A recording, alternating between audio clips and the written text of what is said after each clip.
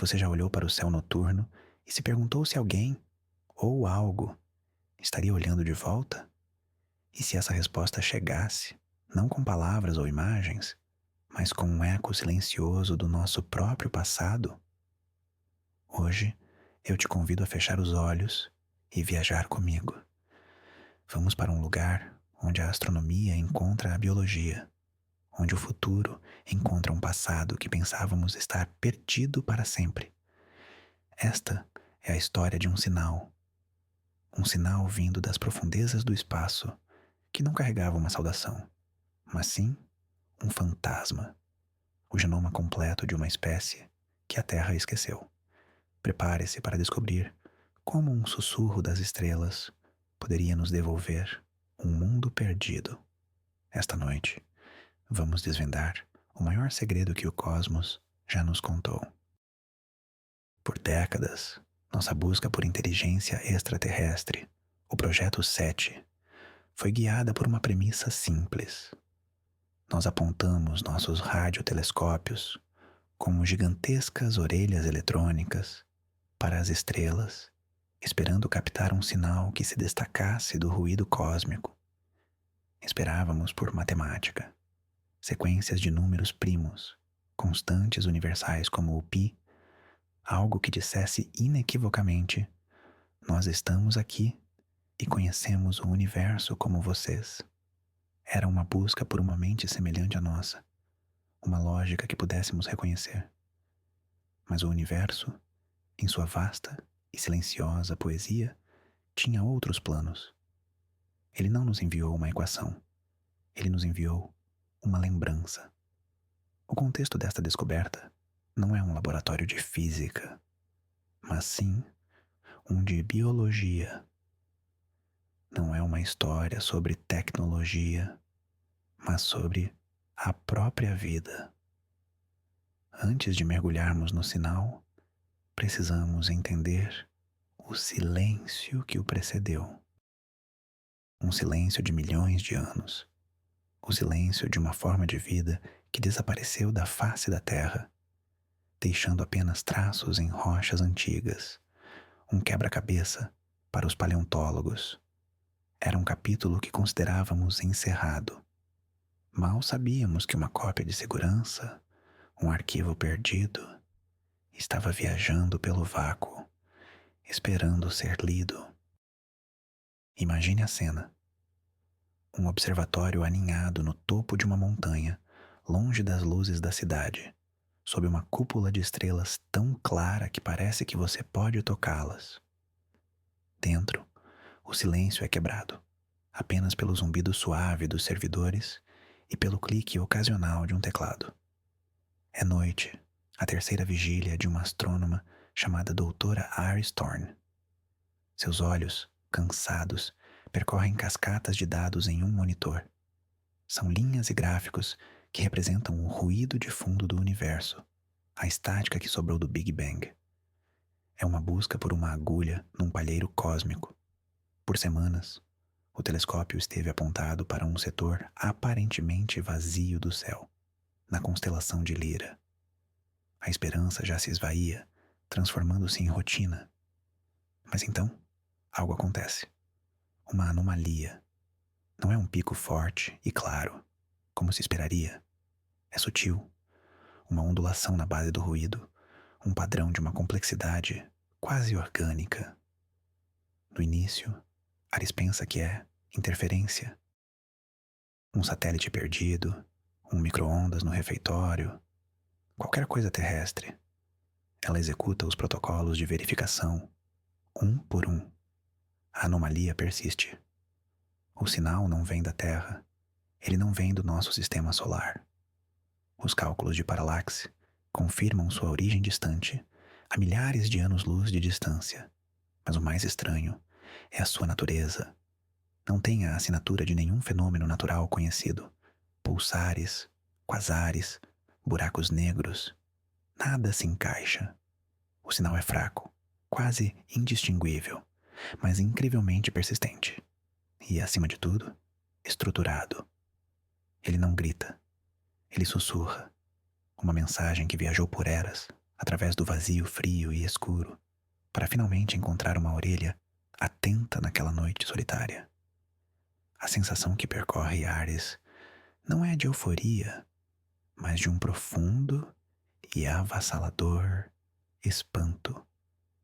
É o sentimento de estar à beira de um precipício, olhando para algo tão vasto que a mente mal consegue compreender. O primeiro passo em uma jornada desconhecida acabava de ser dado. O universo havia piscado para ela. A notícia da anomalia se espalha como fogo em um campo seco, mas de forma controlada dentro da comunidade científica. Equipes de todo o mundo se juntam ao esforço, apontando seus próprios telescópios para aquela mesma mancha escura no céu. O sinal, que ficou conhecido internamente como ele GM1 ou Pequeno Sussurro Verde, é confirmado. Ele é real e é diferente de tudo o que já vimos. A próxima fase é a da decodificação. Mas aqui, o primeiro grande obstáculo se apresenta. O sinal não se comporta como uma linguagem. Não há repetições óbvias. Não há blocos de informação que se assemelhem a palavras ou frases. As tentativas de aplicar modelos matemáticos e linguísticos falham miseravelmente. Os supercomputadores trabalham dia e noite buscando padrões, mas o resultado é sempre o mesmo. Uma complexidade que se assemelha mais ao caos do que à ordem. A frustração começa a se instalar. Alguns teóricos proeminentes começam a sugerir que, talvez, seja apenas um fenômeno natural desconhecido, uma nova classe de objeto celeste cujas leis ainda não compreendemos. A ideia de uma mensagem artificial começa a perder força, mas a doutora Iris Thorne e sua equipe principal não desistem. Eles têm uma intuição, uma sensação de que estão olhando para o problema da maneira errada. Eles não estão procurando por uma mensagem para a mente, mas talvez para outra coisa. É um jovem bioinformata da equipe, um especialista em genômica, que tem a epifania. Olhando para a visualização gráfica do sinal, as longas cadeias de pulsos e frequências variáveis, ele nota uma semelhança. Não com uma língua humana, mas com a forma como o DNA é sequenciado e visualizado em seu laboratório. A estrutura em dupla hélice, as repetições, os códons de informação. Ele propõe uma ideia que soa absurda. E se pararmos de tratar o sinal como física e começarmos a tratá-lo como biologia? E se não for uma mensagem para ser lida, mas um código para ser traduzido, como um genoma? A hipótese do bioinformata, inicialmente recebida com ceticismo, ganha tração quando os primeiros testes são realizados. A equipe começa a aplicar algoritmos usados para sequenciamento genético aos dados do sinal de rádio. Em vez de procurar por números primos, eles procuram por padrões de 4 bases, atribuindo a cada uma delas uma variação específica na frequência do sinal. As letras A, C, T e G, adenina, citosina, timina e guanina, as 4 bases nitrogenadas que compõem todo o DNA na Terra. E então, o milagre acontece. O caos começa a se organizar. As longas e aparentemente aleatórias cadeias de dados começam a se alinhar em sequências coerentes, formando estruturas que se assemelham a genes, a marcadores de início e de fim, sequências reguladoras, exatamente como em um genoma biológico. A complexidade avassaladora do sinal não era ruído, era informação, uma quantidade colossal de informação. A equipe fica em estado de choque. Eles não receberam uma mensagem. Eles receberam um livro, o livro da vida. O sinal continha um genoma completo, com uma complexidade que sugeria um organismo multicelular altamente desenvolvido. A quantidade de dados era tão vasta que levaria meses, talvez anos, para mapear e compreender completamente. Era uma biblioteca biológica transmitida através do vácuo interestelar. A emoção da descoberta é rapidamente substituída por uma série de perguntas vertiginosas. Quem enviou isso? E por quê?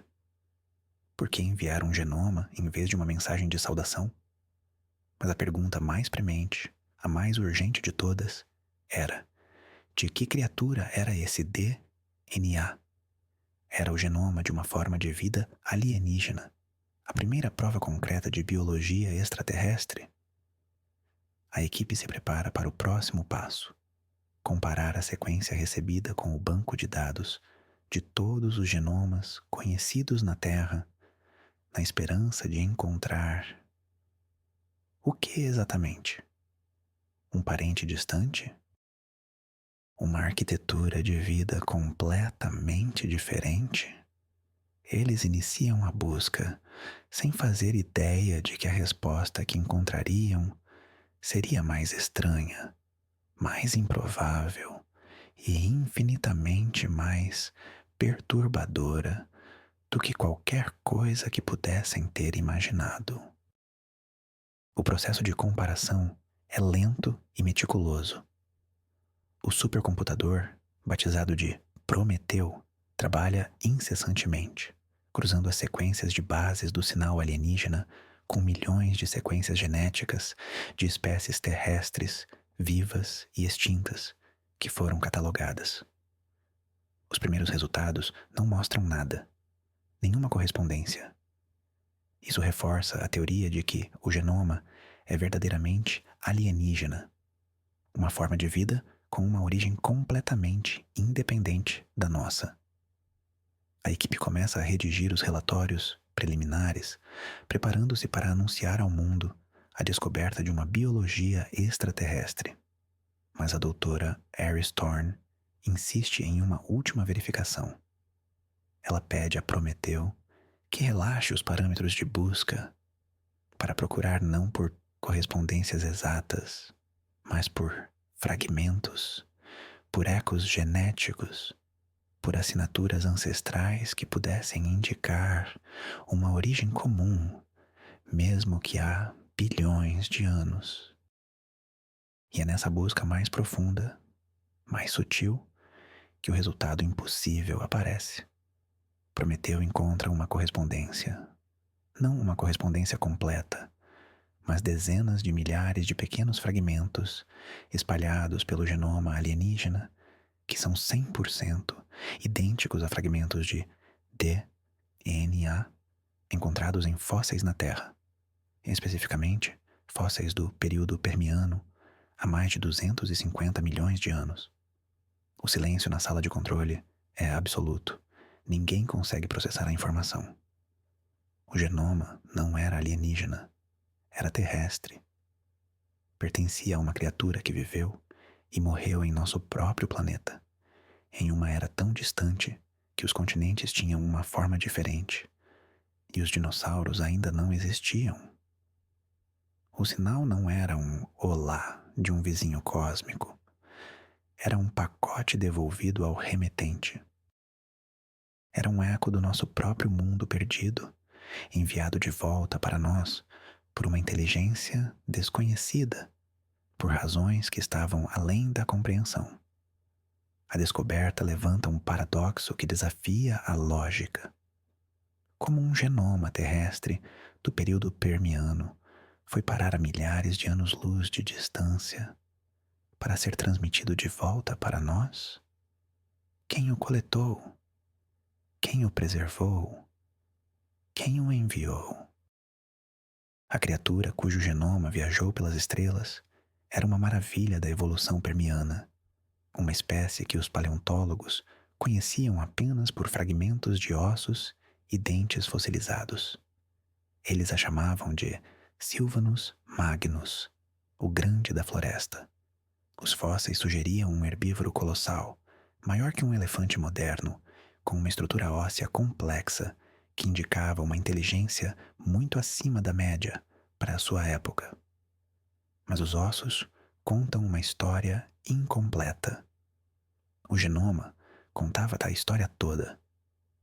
Com o código genético completo em mãos, os biólogos e paleoartistas puderam reconstruir os Sylvanus com uma precisão inimaginável. Ele não era um monstro lento e estúpido. Era uma criatura de uma graça surpreendente. Tinha uma pele que mudava de cor para se camuflar com as florestas de samambaias gigantes. Um padrão iridescente que devia brilhar sob a luz do sol antigo. Seus olhos, grandes e posicionados na frente do crânio, sugeriam uma visão binocular aguçada. Mas a revelação mais chocante veio da análise dos genes associados ao cérebro e à laringe.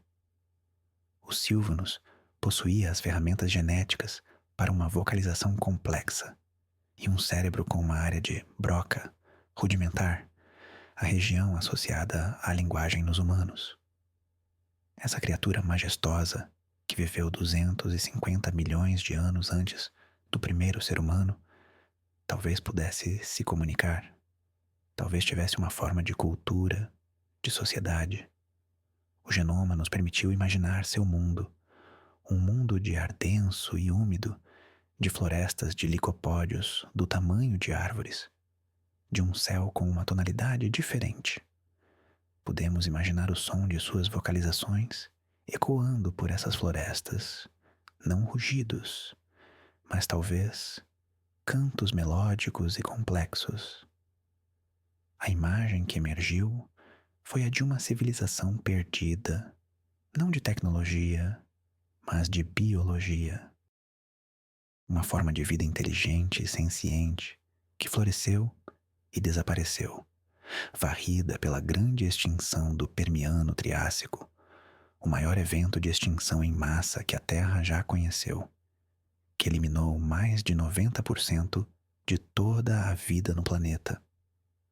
A mensagem das estrelas não nos deu apenas um genoma, ela nos deu a história de uma tragédia, a história de um mundo que poderia ter sido. A grande extinção, também conhecida como a Grande Morte, foi um evento apocalíptico. Não foi um asteroide, como o que matou os dinossauros. Foi um processo mais lento e insidioso. Erupções vulcânicas massivas na Sibéria liberaram quantidades inimagináveis de dióxido de carbono na atmosfera, desencadeando um efeito estufa descontrolado. Os oceanos se tornaram ácidos e anóxicos, sufocando a vida marinha.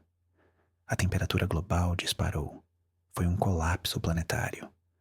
O Sylvanus Magnus, com seu corpo grande e metabolismo especializado, teria sido extremamente vulnerável a essas mudanças.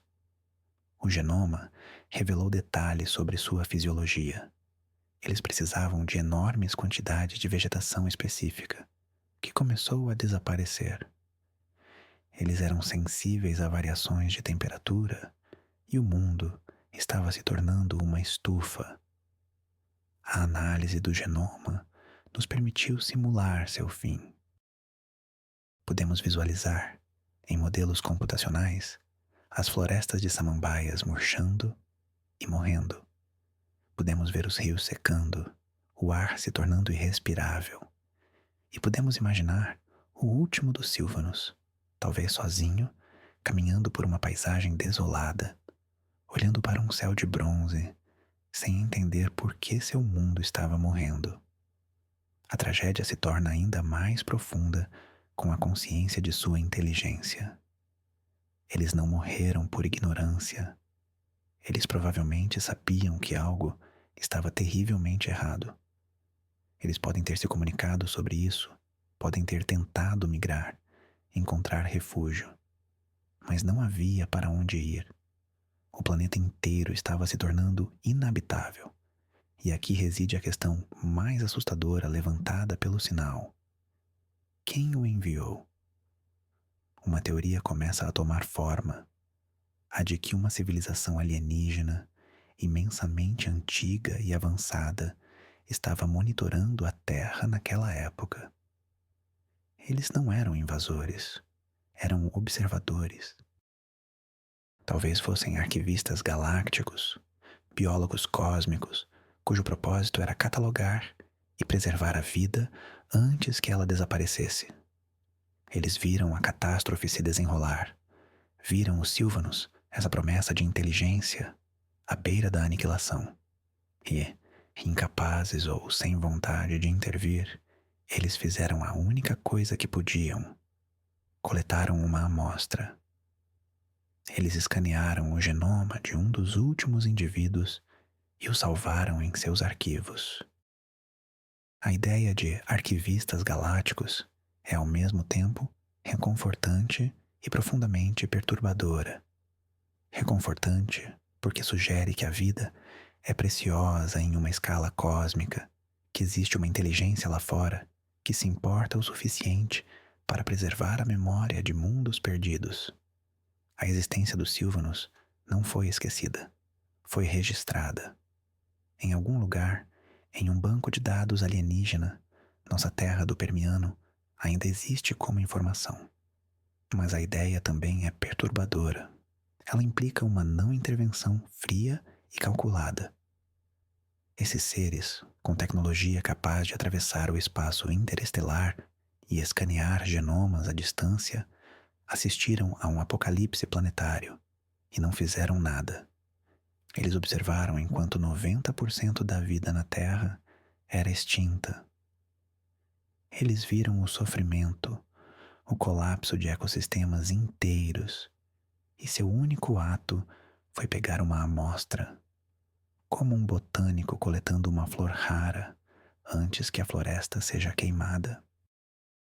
Isso nos força a confrontar nossa própria importância no cosmos. Somos apenas mais um espécime em uma coleção? Nossa história, nossas lutas, nossas alegrias e tristezas são apenas pontos de dados para uma civilização superior? A descoberta do genoma dos Sylvanos nos deu um vislumbre de uma inteligência que opera em escalas de tempo e com uma ética que nos são completamente alheias. Talvez para eles, um período de 250 milhões de anos seja um piscar de olhos. Talvez eles tenham visto inúmeros mundos nascerem e morrerem. A pergunta então se torna: por que enviar o sinal agora? Por que devolver essa informação para nós, a espécie que eventualmente evoluiu e tomou o lugar dos Sylvanos? Seria um presente?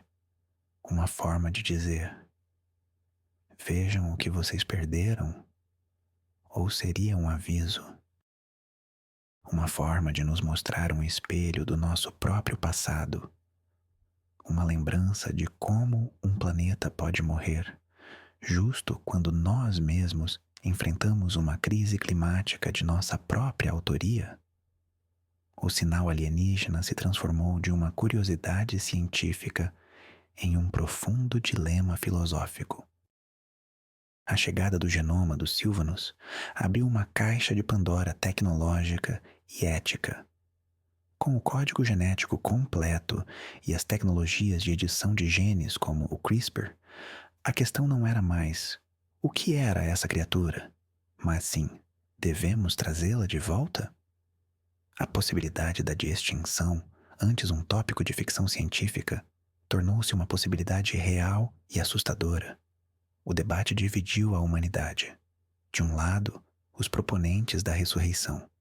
Eles viam isso como uma obrigação moral.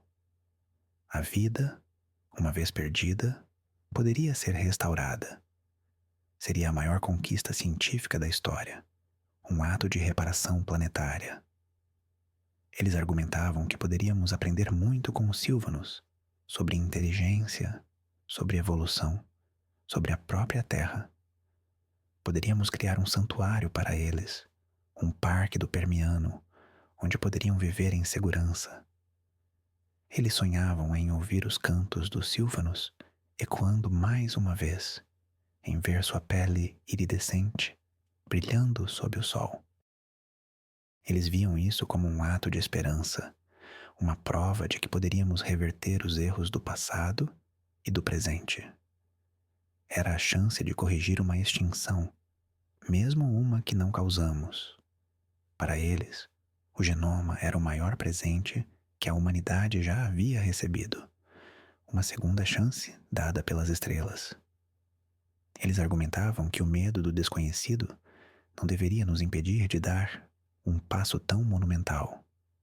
Afinal, a exploração e a superação de fronteiras estão na nossa natureza.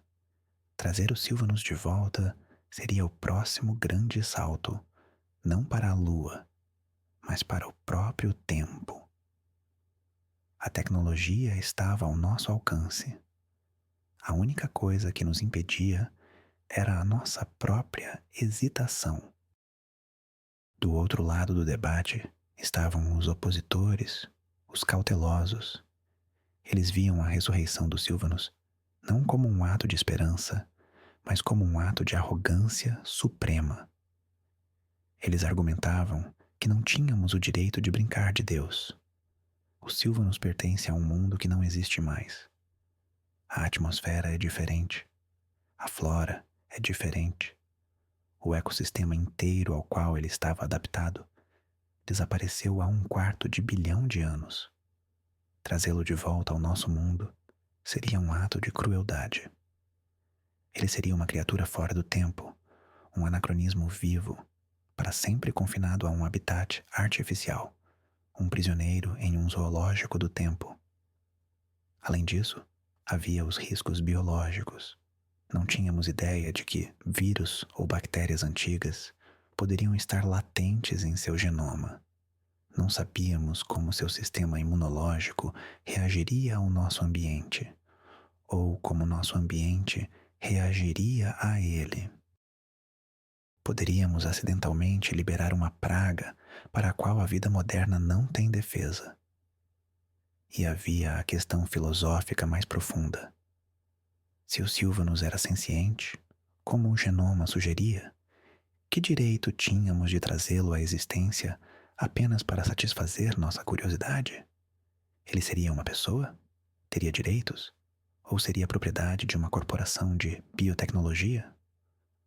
O genoma, para este grupo, não era um presente, mas um teste de nossa sabedoria e moderação. Os remetentes alienígenas nos deram o poder de restaurar uma vida perdida, mas talvez a verdadeira mensagem fosse ver se seríamos inteligentes o suficiente para não usá-lo. Talvez o objetivo não fosse nos dar uma nova espécie, mas nos forçar a refletir sobre as que já temos e que estamos levando à extinção. A decisão de não fazer nada, eles argumentavam, seria o maior sinal de maturidade que poderíamos enviar de volta para as estrelas. Enquanto a humanidade debatia, a doutora Iris Thorne voltou sua atenção para o sinal em si. A questão de o que havia sido respondida, a questão de quem e por que permanecia um mistério. Ela e sua equipe começaram a analisar os metadados do sinal, as camadas de informação que não faziam parte do genoma, mas que eram como a embalagem da mensagem. E eles encontraram algo. Escondido nas frequências de fundo, havia um segundo sinal, muito mais fraco e sutil. Não era biológico, era matemático, era um mapa estelar. O mapa era incrivelmente complexo e quadridimensional, mostrando não apenas a posição das estrelas, mas também seu movimento ao longo de milhões de anos. Ele mostrava a galáxia como era há 250 milhões de anos e como é agora. E no mapa havia 2 pontos destacados. O primeiro era o nosso sistema solar, a origem do genoma.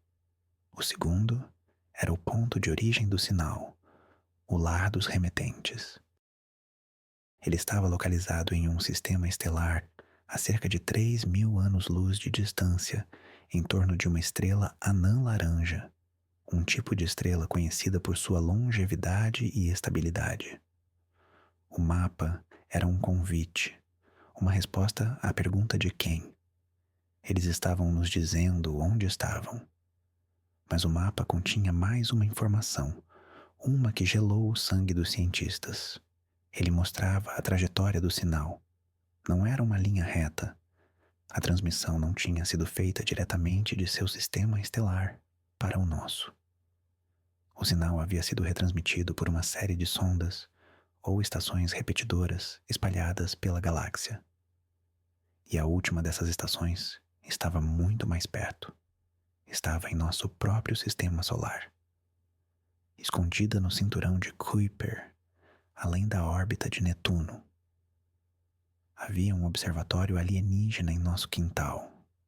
E ele estava lá, observando há pelo menos 250 milhões de anos. A revelação da existência de uma sonda observatório em nosso próprio sistema solar mudou tudo. A sensação de distância, de que os arquivistas eram uma civilização antiga e distante, desapareceu. Eles não estavam lá fora. Eles estavam aqui, bem aqui. O debate sobre os Sylvanos foi momentaneamente esquecido, substituído por uma questão muito mais urgente e visceral. O que fazemos agora? A humanidade, pela primeira vez em sua história, teve a confirmação de que não estava sozinha. E essa confirmação veio com a notícia de que temos um vizinho silencioso, um senhorio cósmico, que nos observa há eras geológicas. O medo e a paranoia se espalharam. Quem eram eles? O que eles queriam? Por que se esconderam por tanto tempo? A sonda era apenas um observatório ou algo mais? As teorias da conspiração floresceram. Mas entre os cientistas, a sensação predominante era de reverência. Imagine a tecnologia, a paciência, a perspectiva de uma civilização que pode posicionar um observatório e deixá-lo funcionar por 1/4 bilhão de anos. Eles nos viram evoluir. Eles viram os dinossauros irem e virem. Eles viram os primeiros hominídeos descendo das árvores. Eles viram o surgimento da agricultura, das cidades, das guerras, da arte, da ciência. Eles nos observaram dar nossos primeiros passos na Lua. Eles viram tudo e permaneceram em silêncio, até agora. O envio do genoma dos Sylvanos foi o primeiro ato de comunicação deliberada. Foi uma quebra de silêncio que durou eras. Foi um gesto cuidadosamente calculado. Eles escolheram este momento na história da humanidade para se revelarem. E o fizeram da maneira mais enigmática possível. Eles não nos deram tecnologia. Eles não nos deram respostas sobre o universo. Eles nos deram um quebra-cabeça sobre nós mesmos. A sonda no cinturão de Kuiper se tornou o objeto mais fascinante e aterrorizante da história humana. Uma missão para visitá-la foi proposta imediatamente, mas as implicações eram enormes. Seria como bater na porta de Deus. Estaríamos prontos para a resposta. A jornada até a sonda, que foi batizada de A Testemunha, levaria anos. Anos de planejamento, construção e viagem através do frio e escuro sistema solar exterior. Durante esse tempo, a humanidade teve que viver com o conhecimento de sua presença. A psicologia coletiva mudou. A arte, a religião, a filosofia, tudo foi recontextualizado. O conceito de um Deus observador, antes uma questão de fé, agora tinha uma contraparte física e tangível, flutuando além de Netuno. Alguns viam a testemunha como uma entidade protetora, um guardião silencioso. Outros a viam como uma ameaça existencial, uma potência desconhecida cujas intenções eram insondáveis. A sociedade se dividiu em facções. Aqueles que queriam se comunicar a todo custo, aqueles que acreditavam que deveríamos nos esconder e permanecer em silêncio, e aqueles que fanaticamente queriam tentar destruí-la. Enquanto isso, o trabalho no genoma dos Sylvanos continuava, mas com uma nova perspectiva. A ressurreição da criatura agora parecia um teste ainda mais claro. Talvez os remetentes estivessem nos observando para ver como lidaríamos com o poder que nos foi dado. Nossa decisão sobre os Sylvanos seria nossa primeira declaração para o universo. Nossa primeira palavra em uma conversa cósmica. Seria uma palavra de sabedoria ou de tolice? De compaixão ou de arrogância? A doutora Aris Thorne tornou-se a figura central nesse debate global. Ela argumentava que qualquer ação, seja em relação aos Sylvanos ou à testemunha, deveria ser feita com a máxima humildade. Fomos como crianças brincando em uma praia, inconscientes do vasto oceano da verdade que se estendia diante de nós. Ela disse em um discurso para as Nações Unidas. Agora, o oceano nos enviou uma concha. Não devemos tentar ferver o oceano ou esmagar a concha. Devemos ouvi-la com paciência e respeito. O que ela nos diz não é sobre alienígenas, mas sobre nós mesmos, sobre nossa capacidade de admiração, nossa responsabilidade e nossa sabedoria para saber quando agir e, mais importante, quando não agir. A primeira imagem da testemunha chegou após uma longa viagem de uma sonda robótica. Não era uma nave. Não tinha motores, nem janelas, nem armas. Era um objeto perfeitamente liso e escuro, com a forma de um cristal alongado, de vários quilômetros de comprimento.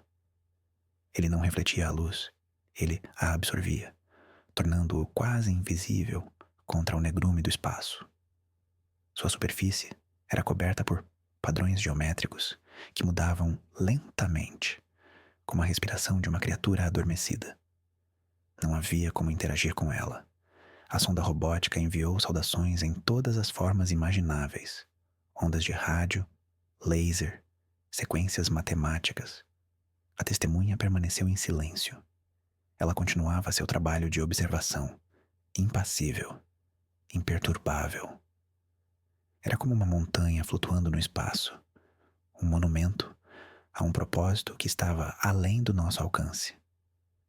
A única resposta que recebemos veio meses depois. A testemunha emitiu um único e breve pulso de energia.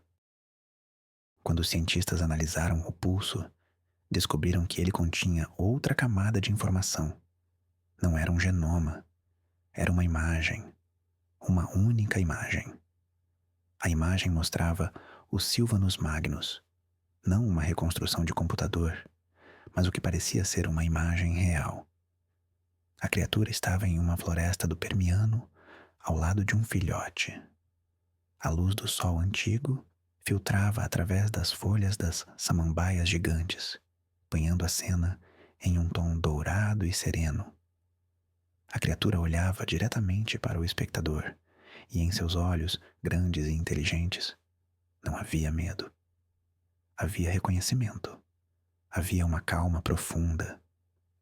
Junto com a imagem, havia uma única informação adicional: um carimbo de data e hora. A data correspondia a poucos dias antes do pico da extinção em massa do Permiano Triássico.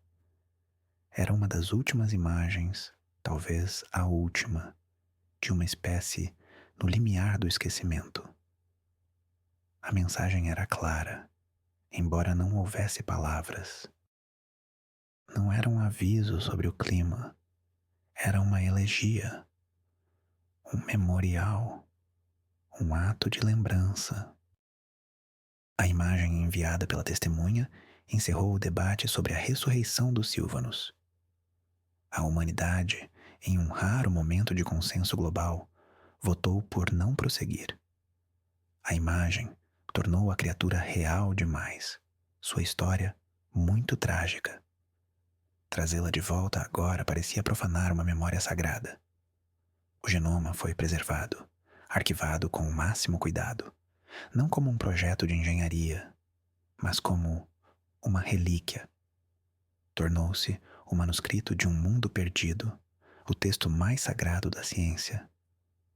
Ele seria estudado, admirado, mas nunca usado.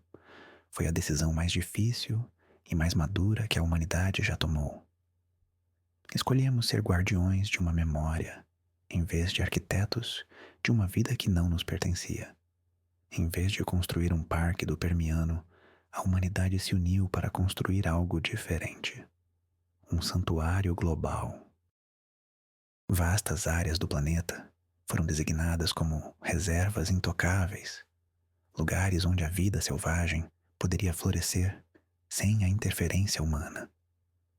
O dinheiro que seria gasto na ressurreição dos Sylvanos foi redirecionado para salvar as espécies que estavam à beira da extinção em nossa própria era. O Sylvanos, uma criatura morta há 1/4 de bilhão de anos, tornou-se o maior símbolo da conservação. Sua história, a história de um mundo que morreu, nos ensinou a valorizar o nosso. A mensagem das estrelas, no final, não era sobre o passado. Era sobre o nosso futuro. Era um catalisador, um empurrão suave de uma civilização mais velha e mais sábia, projetado para nos guiar para longe do precipício. Os arquivistas galácticos não nos deram uma solução. Eles nos deram uma parábola e, pela primeira vez, nós entendemos. Anos se passaram. A testemunha permaneceu em seu posto, uma sentinela silenciosa em nosso sistema solar. A humanidade aprendeu a viver com sua presença. O medo deu lugar a um sentimento de parceria silenciosa. Nós cuidávamos do nosso planeta, sabendo que estávamos sendo observados, não com julgamento, mas talvez com esperança. A doutora Iris Thorne, agora idosa, passava suas noites no mesmo observatório, não mais procurando por sinais, mas simplesmente olhando para as estrelas, refletindo sobre a jornada. Ela percebeu que a verdadeira natureza dos arquivistas nunca seria conhecida. Talvez eles fossem uma inteligência biológica como nós. Talvez fossem máquinas. Talvez tivessem transcendido a forma física há muito tempo. Mas suas ações falavam mais alto que qualquer linguagem. Eles eram jardineiros cósmicos. Eles não podiam impedir as tempestades, as secas, os incêndios que varriam a galáxia, mas podiam preservar as sementes. Eles podiam guardar a memória genética da vida, na esperança de que, em algum lugar, um dia, um novo jardim pudesse florescer. O genoma dos Sylvanos não era apenas sobre os Sylvanos. Era uma única semente de uma vasta biblioteca. Em algum lugar lá fora, nos arquivos da testemunha, poderiam estar os genomas de criaturas de milhares de outros mundos. Mundos que viveram e morreram, cada um com sua própria história, sua própria tragédia, sua própria beleza. A galáxia não era um lugar vazio e solitário. Era um cemitério, sim, mas também era uma biblioteca de memórias, um vasto repositório de vida. E nós, a humanidade, tínhamos acabado de receber nosso cartão de biblioteca. Nossa tarefa agora era ler, aprender e, acima de tudo, escrever nossa própria história, uma que fosse digna de ser arquivada. A compreensão do propósito dos arquivistas cósmicos trouxe uma paz profunda à psique humana. A busca frenética por significado no universo foi substituída por uma aceitação serena do nosso lugar nele. Não éramos o centro de tudo, nem éramos insignificantes. Éramos uma parte de um processo muito maior e mais antigo, um ciclo de vida, morte e memória que se estendia por bilhões de anos e incontáveis estrelas. A ciência e a espiritualidade, por tanto tempo em conflito, encontraram um terreno comum. A testemunha tornou-se um objeto de meditação, um axis mundi para a nova era da humanidade. As pessoas olhavam para sua localização no céu noturno e sentiam uma conexão, não com um poder superior que exigia adoração, mas com um ancestral cósmico que oferecia sabedoria através do silêncio. A história dos Sylvanos foi incorporada aos textos educacionais e culturais de todo o mundo. Tornou-se um conto de fadas moderno, uma história para dormir, contada às crianças, não para assustá-las, mas para ensiná-las sobre o tempo profundo, sobre a fragilidade da vida e sobre a importância da memória. A imagem da mãe Sylvanus, com seu filhote, tornou-se um ícone tão reconhecível quanto a Mona Lisa, um símbolo universal de amor perdido e da beleza efêmera da existência. A humanidade começou a pensar em escalas de tempo mais longas. Os projetos não eram mais planejados para trimestres fiscais ou ciclos eleitorais, mas para gerações, para séculos. Começamos a construir coisas destinadas a durar, a deixar um legado do qual nos orgulharíamos, sabendo que nossos esforços estavam sendo registrados. A presença da testemunha não nos diminuiu, pelo contrário, nos enobreceu. Ela nos desafiou a sermos a melhor versão de nós mesmos, a viver de uma forma que honrasse não apenas nosso próprio futuro, mas também o passado silencioso de todos os mundos que vieram antes de nós. A solidão cósmica, que tanto nos assombrava, foi substituída por um sentimento de solidariedade cósmica. Avançando ainda mais no tempo, a humanidade começou a desenvolver suas próprias tecnologias para a exploração interestelar. As primeiras sondas capazes de viajar para outras estrelas foram projetadas, e a questão surgiu: o que deveríamos levar conosco? Qual mensagem deveríamos enviar para o universo? A resposta foi unânime. Inspirados pelos arquivistas, decidimos nos tornar arquivistas também. Nossas sondas interestelares não carregavam armas ou mensagens de conquista. Elas carregavam a Biblioteca da Terra. Dentro de cristais de dados incrivelmente duráveis, gravamos tudo o que sabíamos, a sequência completa do genoma de todas as espécies vivas na Terra, desde a menor bactéria até a baleia azul. Nossa história, nossa arte, nossa música, nossas linguagens. E, claro, a história completa da descoberta do sinal, o genoma dos Sylvanus e a imagem enviada pela testemunha. Incluímos também nossos erros, nossas guerras, nossas falhas, nossa própria crise de extinção. Não era uma representação idealizada de nós mesmos, mas uma honesta. Um registro completo de uma espécie jovem e falha, mas que estava tentando aprender. Cada sonda era uma cápsula do tempo, um presente para o futuro distante, para qualquer civilização que pudesse encontrá-la. Era a nossa forma de pagar a dívida. Os arquivistas nos deram a memória de um de nossos mundos perdidos.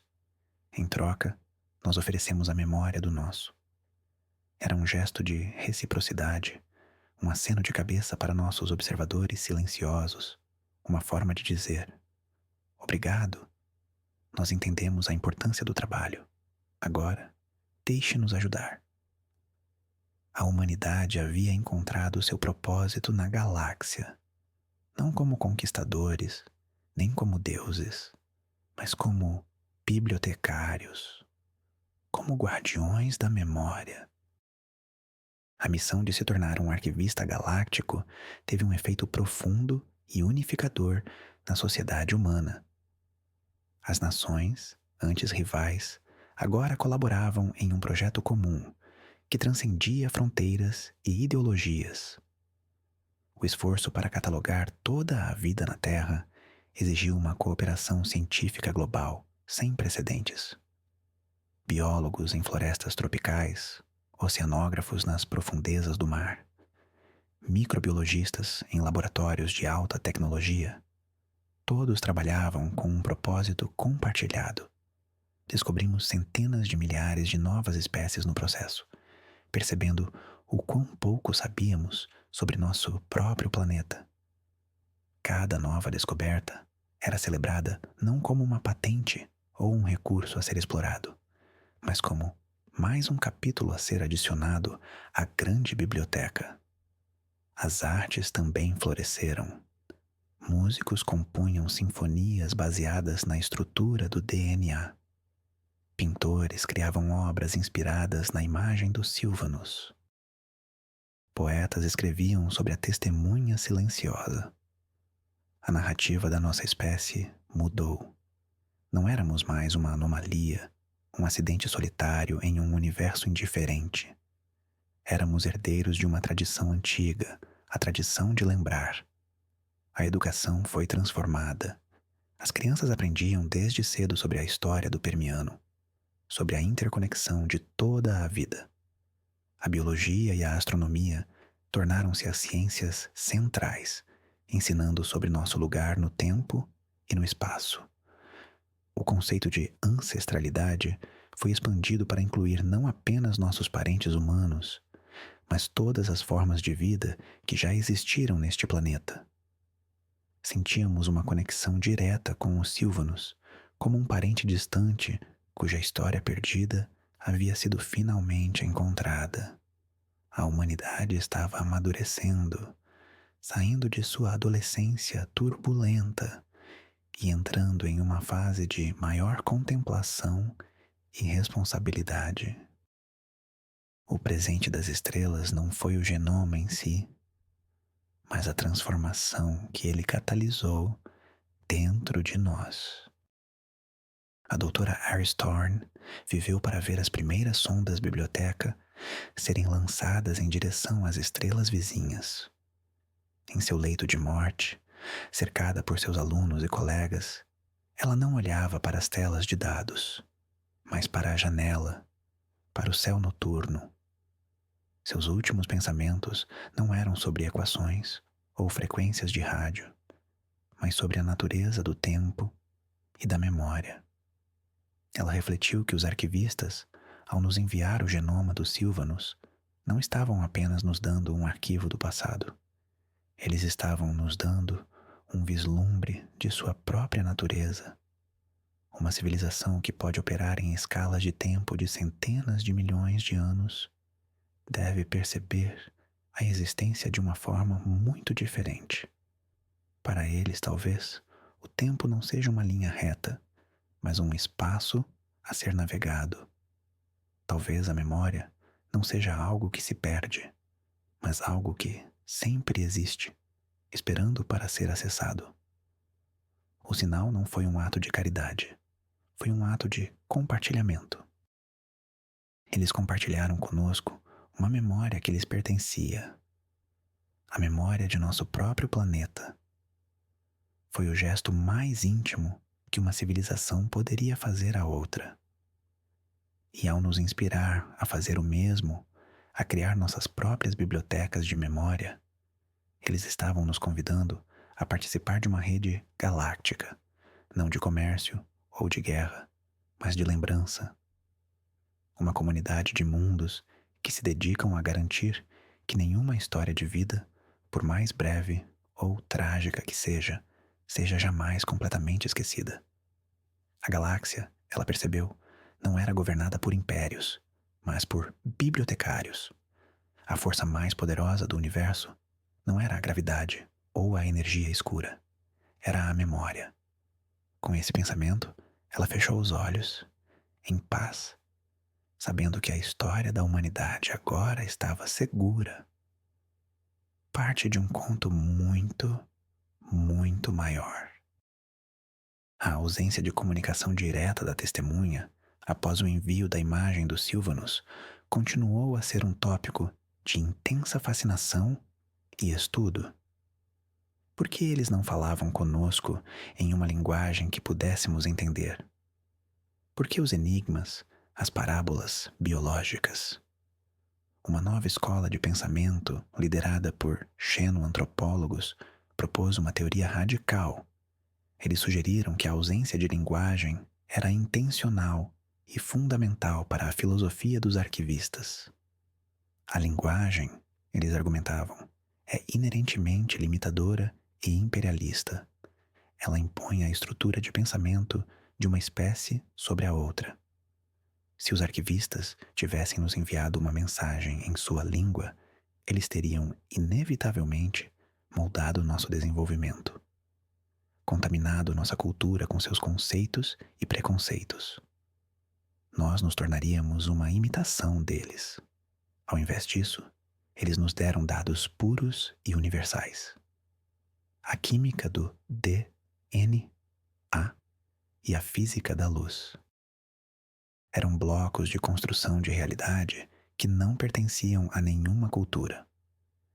Eles nos deram um espelho, não um manual de instruções. Eles nos forçaram a encontrar nossas próprias respostas, a desenvolver nossa própria filosofia a partir da evidência. Foi um ato de respeito profundo pela nossa autonomia intelectual e cultural. Eles não queriam seguidores ou discípulos. Eles queriam colegas. Eles estavam esperando que amadurecêssemos por conta própria, para que, quando o contato finalmente acontecesse, fosse um encontro de iguais. O silêncio da testemunha não era um sinal de indiferença, mas de paciência.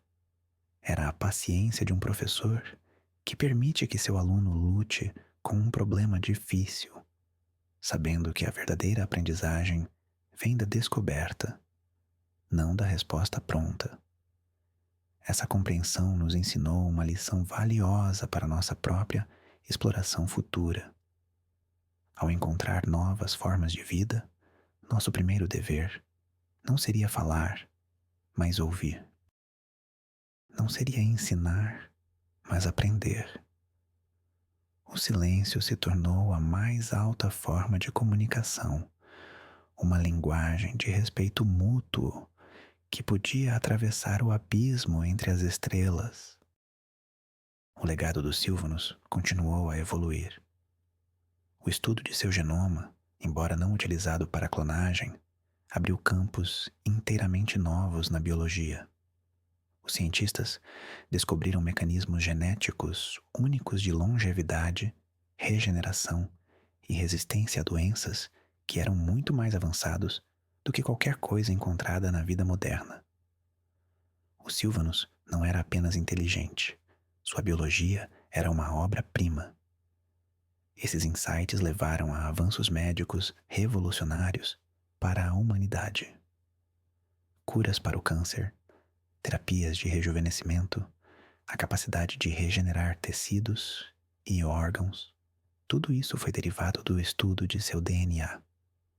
De uma forma irônica e bela, a criatura extinta há 250 milhões de anos estava salvando e melhorando a vida da espécie que a sucedeu.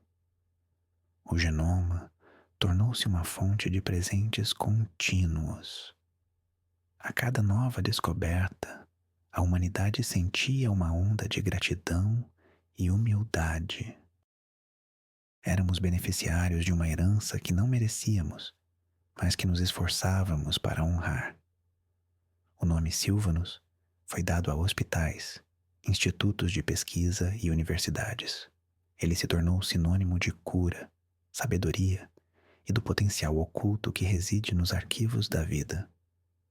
Essa simbiose póstuma entre os Sylvanus e a humanidade reforçou a ideia de que a vida na Terra é uma única e contínua história. As espécies não são entidades isoladas, mas capítulos interconectados. O fim de um capítulo pode fornecer as sementes para o florescimento de outro. A extinção, embora trágica, não era necessariamente um fim absoluto. A informação, a memória genética, poderia persistir e encontrar novas formas de se expressar. O Silvanus não caminhava mais sobre a terra, mas seu legado vivia dentro de nós, em nossas células curadas, em nossa longevidade estendida. Ele se tornou, de fato, imortal, através da espécie que escolheu não trazê-lo de volta, mas aprender com sua memória silenciosa. A descoberta da testemunha e do genoma dos Silvanus também nos forçou a reavaliar nossa própria história e mitologia. Muitos pesquisadores começaram a procurar por evidências de observação antiga em nossos registros. Seria possível que a presença silenciosa da testemunha tivesse, de alguma forma, influenciado nossos ancestrais? Histórias de deuses do céu, de carros de fogo, de anjos e observadores, antes descartadas como mera superstição, foram reexaminadas sob uma nova luz. Embora nenhuma prova concreta pudesse ser encontrada, a possibilidade de que alguns mitos fossem interpretações distorcidas de uma observação real tornou-se uma área fascinante de especulação. Talvez a sensação humana universal de estar sendo observado, a intuição de que há algo maior lá fora, não fosse apenas um produto da nossa psicologia, mas um eco fraco e inconsciente de uma verdade literal. Talvez a testemunha, em sua longa vigília, não tenha sido sempre perfeitamente passiva. Poderia ter havido interações sutis, momentos em que sua presença foi percebida, mesmo que não compreendida por nossos ancestrais. Essa ideia não pretendia validar teorias de astronautas antigos de forma literal, mas sim explorar a interface entre a consciência humana e a presença de um outro radicalmente diferente. Isso nos deu uma nova apreciação pela sabedoria contida nos mitos. Eles não eram apenas histórias, mas tentativas de dar sentido a um universo que era muito mais estranho e mais povoado do que a ciência da época podia conceber. A mitologia tornou-se uma forma de paleopsicologia, um registro fóssil de como a mente humana lidou com os mistérios mais profundos. Em vez de nos sentirmos superiores aos nossos ancestrais por sua ignorância, passamos a admirá-los por sua capacidade de criar narrativas significativas em face de um desconhecido tão profundo. A presença da testemunha resolveu um dos grandes paradoxos da ciência, o paradoxo de Fermi. A pergunta, se o universo está cheio de alienígenas, onde estão todos? Finalmente tinha uma resposta. Eles estão aqui, e estão em silêncio. A solução para o paradoxo não era que a vida inteligente é rara, mas que a vida inteligente e madura é quieta. As civilizações barulhentas, aquelas que gritam sua presença para o cosmos, com ondas de rádio e expansão agressiva, são provavelmente as jovens e imaturas, destinadas a se autodestruir antes de alcançarem a estabilidade. As civilizações verdadeiramente antigas e sábias, como a dos arquivistas, entendem o valor da não interferência. Elas operam sob o que ficou conhecido como a hipótese do zoológico galáctico, ou, mais respeitosamente, a hipótese do santuário. Elas tratam mundos como o nosso como reservas naturais cósmicas, permitindo que a vida evolua em seu próprio ritmo, sem contaminação externa. A comunicação só ocorre em momentos cruciais e de forma a catalisar o crescimento interno, não a impor uma vontade externa. Essa percepção transformou nossa abordagem ao sete. Paramos de gritar para o universo e começamos a ouvir com mais atenção o nosso próprio planeta. A verdadeira busca por inteligência não estava em sinais de rádio distantes, mas em compreender melhor a complexa teia de vida na Terra e em decifrar a sabedoria silenciosa embutida em nosso próprio passado geológico e biológico. O universo não estava vazio, estava cheio de observadores pacientes. A galáxia não era uma fronteira a ser conquistada, mas um jardim a ser cuidado. O silêncio que antes nos assustava tornou-se um sinal de respeito. A ausência de evidência, percebemos, não era evidência de ausência, mas sim evidência de uma sabedoria que ainda estávamos apenas começando a compreender. Vamos nos aprofundar um pouco mais na natureza especulativa da civilização dos arquivistas. Que tipo de sociedade produziria uma missão que dura 1/4 bilhão de anos? Isso implica um nível de estabilidade e continuidade que é quase inimaginável para nós, uma espécie cuja história registrada tem apenas alguns milhares de anos. Uma possibilidade é que eles sejam uma civilização pós-biológica, entidades de pura informação ou consciência, existindo em substratos de computação que podem durar por eras geológicas. Para tais seres, o tempo seria experimentado de maneira diferente. A paciência não seria uma virtude, mas uma característica inerente de sua existência. Sua missão de arquivar a vida galáctica não seria um trabalho, mas seu próprio modo de ser, a forma como eles interagem e dão sentido ao universo. Outra possibilidade é que sejam uma civilização biológica, mas que dominou a sucessão. Talvez a civilização não seja um grupo contínuo de indivíduos, mas um conjunto de conhecimentos e um propósito central que é passado de geração em geração, de forma perfeita, ao longo de milhões de anos.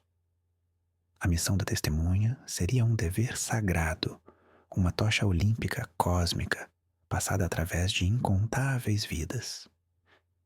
Independentemente de sua forma, seu sistema ético é o que mais nos fascina. A ética da não interferência, combinada com o imperativo de preservar a memória. Isso sugere uma compreensão profunda da tragédia e da beleza. Eles entendem que o sofrimento e a extinção são partes naturais do universo e que tentar impedir cada evento trágico seria uma arrogância fútil, como tentar impedir que as marés mudem. No entanto, eles também entendem que a memória da vida que foi perdida tem um valor intrínseco. A informação é sagrada. A história de cada espécie é um poema único que, uma vez perdido, empobrece o universo inteiro. Assim, eles se tornaram os guardiões da poesia cósmica, não escrevendo novos versos, mas garantindo que os antigos nunca sejam esquecidos. É uma filosofia de profunda melancolia e, ao mesmo tempo, de esperança infinita. A história dos Sylvanos e da testemunha oferece uma reflexão poderosa sobre a relação entre informação e realidade. O que é uma criatura viva? É apenas sua forma física, sua carne e sangue? Ou é o padrão, a informação contida em seu DNA? O Sylvanus físico desapareceu há muito tempo, transformado em pó e fóssil. No entanto, sua essência, a informação que o definia, sobreviveu. Ela viajou pelo cosmos e retornou. De certa forma, o Sylvanus nunca foi verdadeiramente extinto. Uma parte dele sempre existiu, esperando para ser lida. Isso nos leva a uma visão quase platônica do universo. Talvez as formas físicas que vemos sejam apenas manifestações temporárias de padrões de informação mais fundamentais e duradouros. As estrelas morrem, mas as leis da física que as governam persistem. As espécies se extinguem, mas a lógica da evolução e a informação genética continuam. Os arquivistas, com sua tecnologia avançada, podem ter percebido essa verdade. Seu trabalho não é preservar corpos, mas preservar a informação que gera os corpos. Eles são bibliotecários do mundo das ideias. Essa perspectiva nos dá um novo consolo diante da mortalidade. Assim como a informação dos Sylvanos foi preservada, talvez a informação que nos define, nossas memórias, nossa consciência, a complexa rede de conexões em nossos cérebros, também não se perca completamente. Talvez, de alguma forma que ainda não compreendemos, a informação seja a verdadeira substância indestrutível do universo. A testemunha, flutuando no escuro, não é apenas um observador da matéria, mas um leitor de padrões.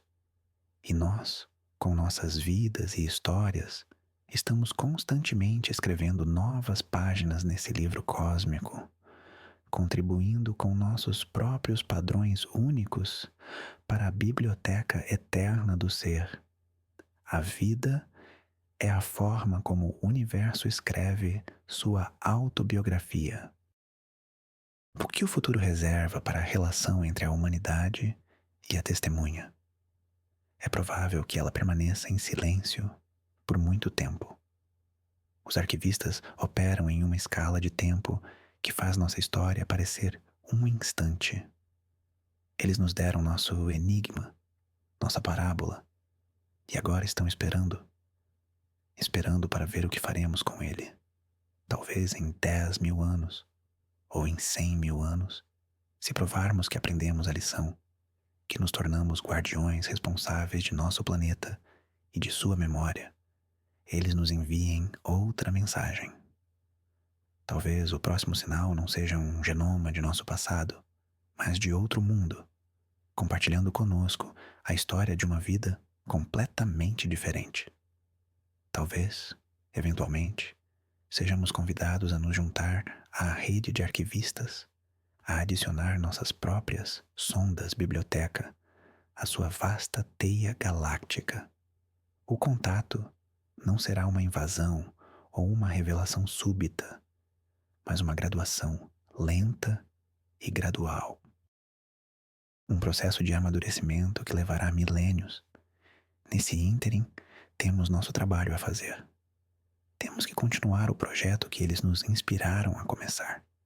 Catalogar, proteger e apreciar a incrível diversidade da vida em nosso próprio mundo. Temos que nos tornar os arquivistas da Terra. A presença da testemunha serve como um lembrete constante de nosso propósito e de nossa responsabilidade. Ela é a nossa consciência cósmica, um ponto fixo no céu, que nos lembra de olhar para cima e para dentro, de lembrar de onde viemos e de pensar cuidadosamente para onde estamos indo. A jornada da humanidade entre as estrelas não começou com o lançamento de foguetes, mas com o ato de ouvir. E o futuro dessa jornada dependerá de nossa capacidade de continuar a ouvir o sussurro silencioso da memória, ecoando tanto das profundezas do espaço quanto das profundezas do nosso próprio DNA. A narrativa do sinal alienígena nos convida a repensar nossa própria percepção da solidão. Antes da descoberta, a humanidade sentia uma profunda solidão cósmica, a sensação de sermos a única mente pensante em um universo vasto e indiferente. Essa solidão era uma fonte de angústia, mas também de um certo tipo de orgulho. Éramos especiais, únicos. A chegada do sinal dos Sylvanos e a revelação da testemunha destruíram essa noção, mas não a substituíram pela companhia calorosa que esperávamos. Em vez disso, nos deram um novo tipo de solidão. A solidão da sala de aula. Somos como um aluno em uma classe vasta e silenciosa, com um professor que não fala, mas apenas observa. Sabemos que não estamos sozinhos, mas a comunicação é restrita e enigmática. Estamos sendo testados, avaliados. Essa nova solidão é mais exigente. Ela nos força à introspecção e à autossuperação. Não podemos mais culpar um universo vazio por nossos problemas. Temos que assumir a responsabilidade, sabendo que nossas ações estão sendo registradas. Mas essa solidão também contém uma promessa. A promessa de que, se passarmos no teste, se provarmos nosso valor, a porta da sala de aula poderá se abrir. Poderemos nos juntar à conversa. O silêncio da testemunha é, portanto, o som da oportunidade. É o silêncio que precede a música, o vazio da página antes da escrita do poema. É um silêncio fértil, cheio de potencial. Aprender a habitar esse silêncio, a nos sentirmos confortáveis com ele, é o nosso maior desafio e nossa maior esperança. A solidão não é a ausência de outros, é a presença de uma oportunidade para o autoconhecimento. E o universo, ao que parece, é o maior professor de todos, usando o silêncio e a memória como suas ferramentas de ensino. Vamos contemplar a beleza do gesto dos arquivistas. Eles poderiam ter nos enviado qualquer coisa. Poderiam ter nos enviado a cura para todas as doenças em uma fórmula simples. Poderiam ter nos dado a física da unificação, a teoria de tudo. Poderiam ter nos dado tecnologia para viagens mais rápidas que a luz. Qualquer um desses presentes teria transformado nossa civilização da noite para o dia. Mas também teria nos roubado nossa jornada. Teríamos nos tornado dependentes, meros receptores de uma sabedoria que não conquistamos. Em vez disso, eles escolheram o presente mais poético, mais sutil e, finalmente, mais profundo. Eles nos deram uma história, a história de uma criatura que era e não era nós. Uma criatura que compartilhava nosso planeta, mas não nosso tempo. Uma história que não continha respostas, mas que gerava todas as perguntas certas. Perguntas sobre quem somos, qual é a nossa responsabilidade e o que realmente valorizamos. Foi um ato de sabedoria suprema. Eles não nos deram o peixe, nem mesmo nos ensinaram a pescar. Eles nos mostraram um fóssil de um peixe magnífico e nos deixaram descobrir por nós mesmos o valor do oceano. É um modelo para toda a educação, toda a orientação, toda a parentalidade. O melhor presente que você pode dar a alguém não é poder, mas perspectiva. E não há perspectiva maior do que a oferecida por um eco de 250 milhões de anos, viajando através do abismo das estrelas para nos lembrar da beleza frágil de casa. O genoma do Sylvanus foi, em sua essência, um poema. E ao aprendermos a lê-lo, aprendemos a linguagem do próprio universo. Ao final de nossa jornada, a imagem que permanece é a da testemunha, o cristal escuro flutuando no silêncio do sistema solar exterior. Ela se tornou o símbolo definitivo do outro sublime. É um objeto que desafia nossa compreensão, que existe em uma escala de tempo e propósito que nos humilha. E, no entanto, sua presença não é opressiva, é calmante. É a presença de uma constante em um universo de mudanças. É a prova de que a memória pode, de fato, triunfar sobre o esquecimento. A testemunha é o farol da Biblioteca Galáctica, e sua luz não é feita de fótons, mas de informação, de histórias, de genomas de mundos perdidos. Ela nos ensina que o universo pode não ser um lugar amigável, mas é um lugar com significado. O significado não é imposto de cima, mas construído através do ato de observar, registrar e lembrar. A vida é preciosa não porque é rara, mas porque cada expressão dela é uma história única. E a missão mais nobre que uma inteligência pode ter é se tornar um guardião dessas histórias. A doutora Iris Thorne estava certa. Os arquivistas não são deuses, são bibliotecários, e ao nos enviar o genoma dos Sylvanos, eles não estavam nos dando um comando ou uma revelação. Eles estavam nos fazendo uma pergunta simples e profunda, uma pergunta que ecoará por toda a nossa história futura. Vocês também se juntarão a nós neste trabalho sagrado de lembrar? E a humanidade, olhando para as estrelas com novos olhos, finalmente começou a sussurrar sua resposta: sim. E assim, nossa história chega a um fim, mas a jornada da humanidade apenas começou. O sinal das estrelas não trouxe uma frota alienígena ou uma saudação simples. Ele trouxe algo muito mais profundo, um espelho. Um espelho que refletia um passado inimaginavelmente distante do nosso próprio planeta. Ele nos mostrou os Sylvanus Magnus, uma promessa de inteligência que foi silenciada pela fúria da natureza, mas sua memória foi salva por observadores silenciosos, os arquivistas cósmicos que a devolveram a nós, seus herdeiros improváveis. A maior reviravolta não foi a descoberta da vida alienígena, mas a descoberta de nossa própria história perdida e de nossa responsabilidade cósmica. Não escolhemos brincar de Deus, ressuscitando os mortos. Em vez disso, escolhemos nos tornar guardiões da memória, protegendo a vida que ainda temos e nos comprometendo a arquivar sua beleza para as eras futuras. O universo não está vazio. Ele está cheio de histórias e nós acabamos de aprender a ler a primeira página. Muito obrigado por me acompanhar nesta viagem silenciosa.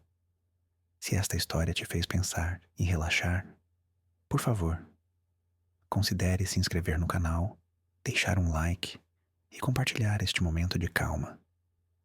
E agora, eu deixo uma pergunta para você meditar enquanto adormece. Se você pudesse enviar uma única memória da Terra para as estrelas, para ser preservada para sempre, qual seria? Deixe sua resposta nos comentários. Tenha uma noite de sono tranquila, cheia de sonhos com mundos perdidos e estrelas que lembram. Boa noite